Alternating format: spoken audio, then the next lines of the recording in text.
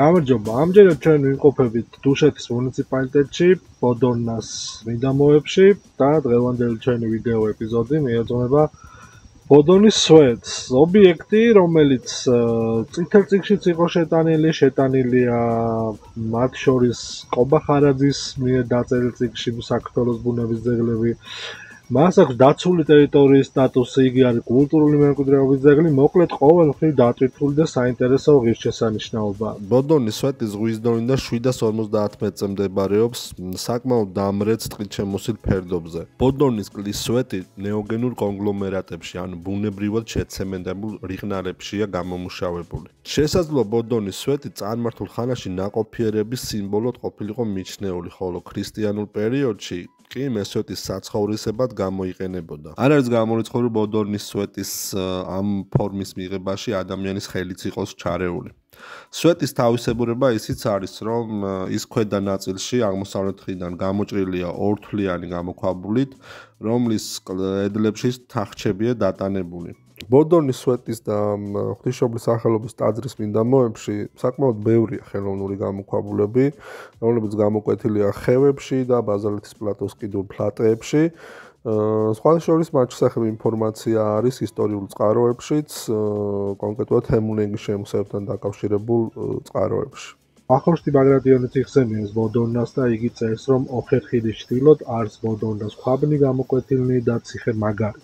რაც შეეხება თავად ბოდორნის სვეტს, როგორც ღირსშესანიშნაობას, იგი საკმაოდ საინტერესო ობიექტია მსგავსად კაცხის სვეტისა. ბოდორნის სვეტი წარმოადგენს კულტურული მემკვიდრეობის და ბუნებრივი მემკვიდრეობის შესანიშნავ სინთეზს. აქ საინტერესოა როგორც ბუნების მიერ შექმნილი უნიკალური წარმონაქმნი, ისე მასთან ერთად შერწყმული კულტურული მემკვიდრეობა.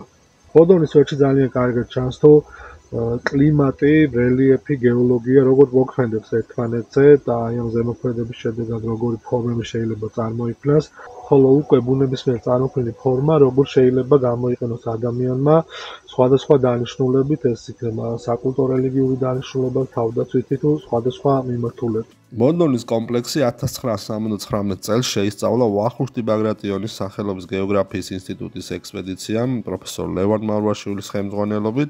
ამ ექსპედიციას ძირითადად ორი მიზანი ჰქონდა. ერთი, რა თქმა უნდა, იყო ბოდორნის სვეტის გეოლოგიური ისტორიის შესწავლა, ხოლო მეორე ეს იყო მისი როგორც ტურისტული კომპლექსის განვითარების შესაძლებლობების დადგენა.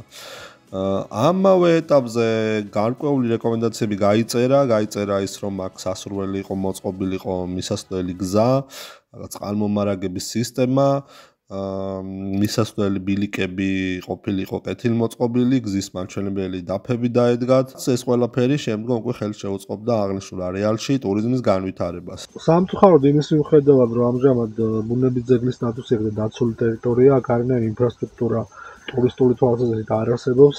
ეკოტურისტული თვალსაზრისით უნდა აღინიშნოს, რომ ბოდორნის სვეტი ძალიან საინტერესო საინტერპრეტაციო ობიექტად შეიძლება ჩამოყალიბდეს.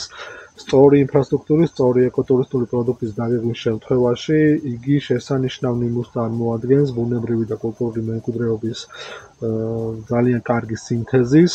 ამიტომ ძალიან მნიშვნელოვანია ბოდორნის სვეტთან რაიმე სახის შემოცნებით ინფრასტრუქტურის მოწყობა, ეკოტურისტულად სწორად დაგეგმვა.